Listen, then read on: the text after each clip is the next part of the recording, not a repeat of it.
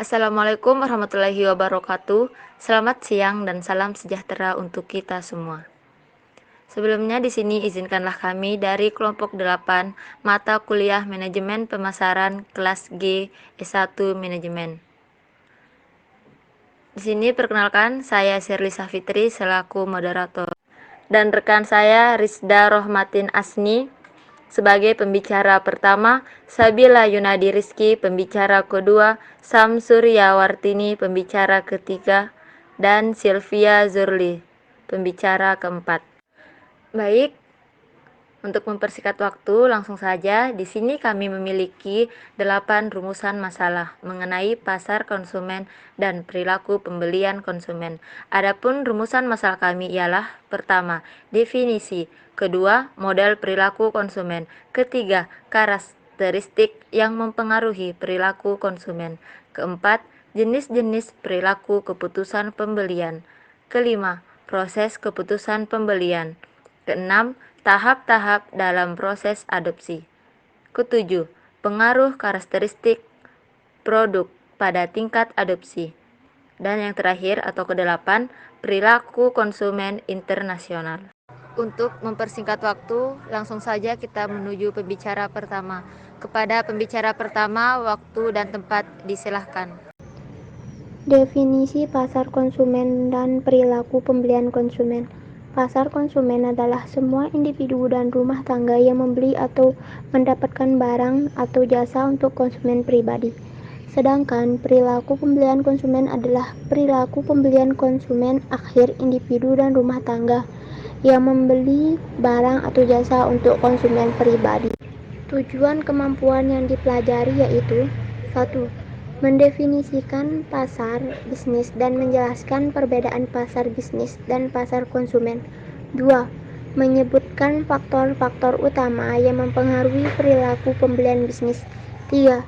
Menyebutkan dan mendefinisikan langkah-langkah dalam proses keputusan pembelian bisnis. 4. Membandingkan pasar lembaga dan pasar pemerintah dan menjelaskan cara pembeli lembaga dan pembeli pemerintah membuat keputusan pembelian.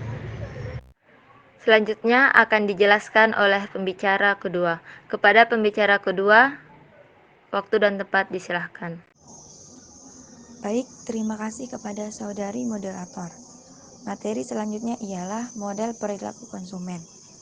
Pemasar ingin memahami bagaimana rangsangan itu diubah menjadi respon di dalam kotak hitam konsumen yang mempunyai dua bagian.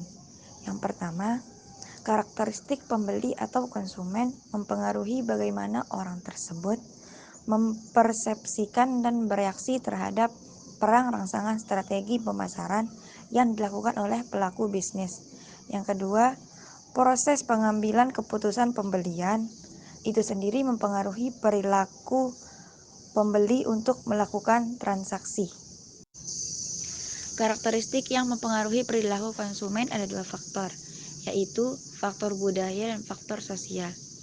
Faktor budaya. Budaya itu sendiri ialah kumpulan nilai dasar, persepsi, keinginan dan perilaku yang diwariskan secara turun-temurun dalam masyarakat. Subbudaya.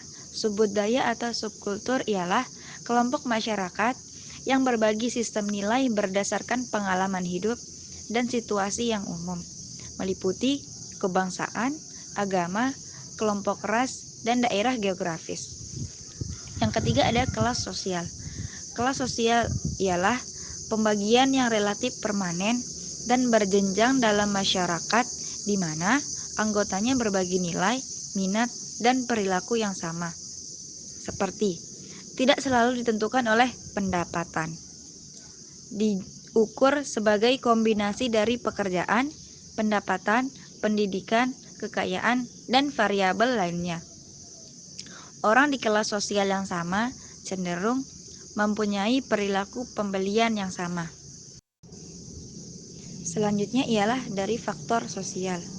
Yang pertama ada kelompok. Kelompok adalah dua orang atau lebih yang berinteraksi untuk mencapai tujuan pribadi atau tujuan bersama. Yang kedua ada keluarga. Keluarga adalah unit terkecil dari masyarakat yang terdiri atas kepala keluarga dan beberapa orang yang terkumpul, serta Orang-orang selalu menerima kekurangan dan kelebihan masing-masing keluarga. Dan yang terakhir ada peran dan status. Peran ialah kegiatan atau fungsi yang diharapkan dilakukan seseorang. Sedangkan status itu sendiri ialah nilai umum yang diberikan kepadanya oleh masyarakat. Terima kasih untuk saudari pembicara kedua. Selanjutnya akan dilanjutkan oleh pembicara ketiga.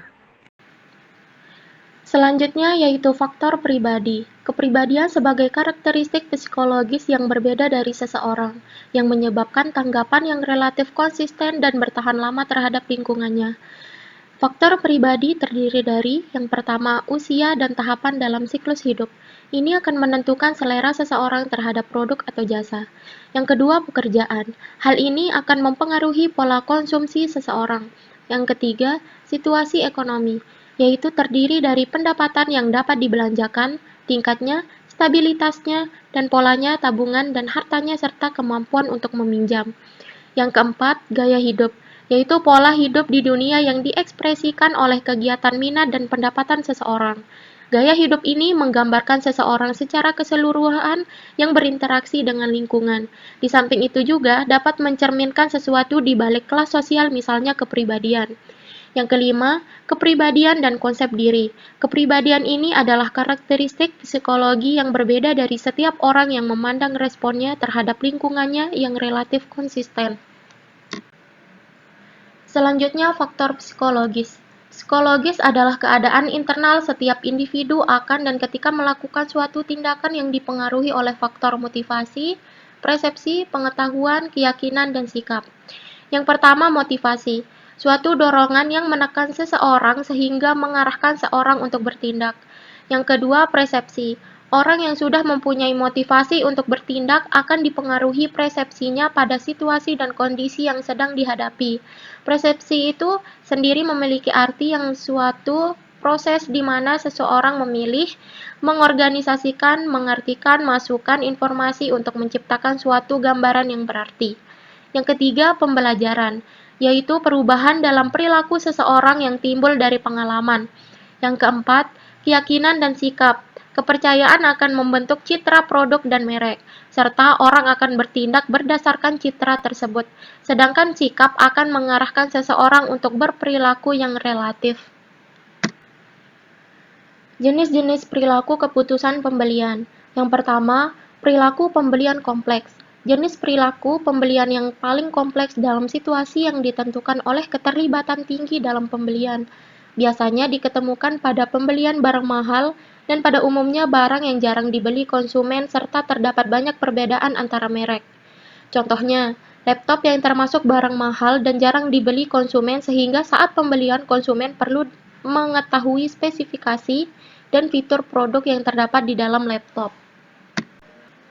Yang kedua, perilaku pembelian kebiasaan. Jenis perilaku pembelian di mana situasi yang ditentukan oleh keterlibatan yang rendah dalam pembelian dan tidak ada perbedaan merek yang signifikan. Biasanya diketemukan pada pembelian produk yang murah dan produk yang sering dibeli konsumen. Contohnya, pembelian mie instan. Biasanya konsumen mempunyai keterlibatan yang rendah dalam kategori produk ini. Yang ketiga, perilaku pembelian mencari keragaman. Jenis perilaku pembelian di mana situasi yang ditentukan oleh keterlibatan yang rendah tetapi anggapan perbedaan merek yang signifikan. Dalam hal ini, konsumen biasanya melakukan peralihan merek karena rasa bosan atau karena ingin mencoba rasa yang berbeda. Peralihan merek terjadi karena alasan untuk variasi dan bukan karena ketidakpuasan konsumen. Contohnya, pembelian permen. Biasanya konsumen memiliki sedikit keyakinan memilih sebuah merek permen tanpa perlu banyak mengevaluasi berbagai merek permen dan mengevaluasinya selama mengonsumsinya. Dan yang terakhir, perilaku pembelian donasi. Jenis perilaku pembelian di mana situasi yang ditentukan oleh keterlibatan tinggi dalam pembelian tetapi konsumen tidak melihat banyak perbedaan dalam merek.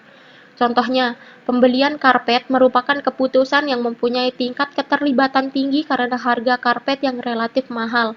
dan termasuk barang yang jarang dibeli, tetapi pembeli menganggap kebanyakan merek karpet dalam kisaran harga adalah sama. Terima kasih untuk pembicara ketiga. Untuk rumusan masalah yang terakhir akan dibawakan oleh pembicara keempat kita. Kepada pembicara keempat, disilahkan. Terima kasih sebelumnya kepada moderator yang sudah memberikan saya kesempatan untuk menjelaskan materi selanjutnya. Baik, di sini saya Sylvia Zurli akan menjelaskan mengenai proses keputusan pembeli, yaitu 1. Pengenalan kebutuhan. Pengenalan kebutuhan adalah tahap pertama proses kebutuhan pembelian. Konsumen mengenai permasalahan atau kebutuhan. 2. Pencarian informasi. Pencarian informasi konsumen yang terangsang kebutuhannya akan terdorong untuk mencari informasi yang lebih banyak. 3. Evaluasi alternatif. Evaluasi alternatif adalah suatu pemilihan tindakan dari dua atau lebih pilihan alternatif dalam proses pengambilan keputusan selanjutnya. 4. Keputusan pembelian. Keputusan pembelian merupakan suatu proses di mana konsumen melalui tahapan-tahapan tertentu untuk melakukan pembelian suatu produk. Dan terakhir, kelima yaitu perilaku pasca pembeli, adalah tahap proses pengambilan keputusan pembeli, di mana konsumen mengambil tindakan lebih lanjut setelah pembelian berdasarkan kepuasan atau ketidakpuasan mereka. Tahap-tahap dalam proses adopsi. 1. Sadar. Pada tahap ini, sasaran sudah maklum atau menghayati sesuatu hal yang baru, yang aneh tidak biasa, kebiasaan atau cara yang mereka lakukan kurang baik atau mengandung kekeliruan. Cara baru dapat meningkatkan hasil usaha dan pendapatannya. Cara baru dapat mengatasi kesulitan yang sering dihadapi. 2. Tertarik, yaitu mencari informasi lebih lanjut. Ketiga, evaluasi, yaitu menimbang manfaat dan kekurangan penggunaan inovasi. Keempat, mencoba, yaitu menguji sendiri inovasi pada skala kecil. Dan terakhir, 5. Adopsi, yaitu menerapkan inovasi pada skala besar setelah membandingkannya dengan metode lama. Terima kasih kepada Saudari Sylvia Zurli selaku pembicara keempat. Baik, itulah dia tadi hasil diskusi kami dari kelompok 8 mengenai pasar konsumen dan perilaku pembelian konsumen. Kami dari kelompok 8 mengucapkan banyak terima kasih kepada para audiensis atau teman-teman yang telah menyaksikan video presentasi kami ini. Dan tak lupa pula, saya ingin mengucapkan banyak-banyak terima kasih kepada rekan-rekan kerja saya yang sudah bekerja sama dengan sangat hebatnya. Terakhir, kami dari kelompok 8 meminta maaf kepada audiensis apabila selama pemutaran video presentasi ada hal-hal yang kurang berkenan. Sekian, wabillahi taufiq wal hidayah. Wassalamualaikum warahmatullahi wabarakatuh.